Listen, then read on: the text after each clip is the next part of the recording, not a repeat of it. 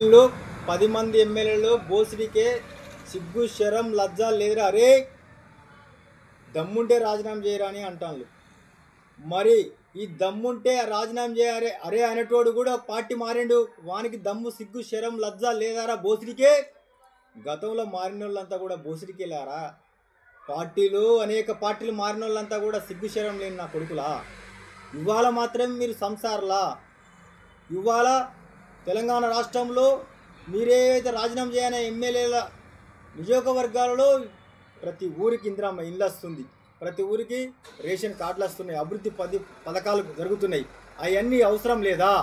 రాజీనామా చేసి 6 నెలలు అక్కడ ఎలక్షన్ కోడ్ వస్తే ఆ నియోజకవర్గంలో ఎలాంటి అభివృద్ధి పనులు జరగద్దు, ప్రజలలో వ్యతిరేక భావాలని ప్రజలు బాగుపడడం మీకు ఇష్టం లేదా?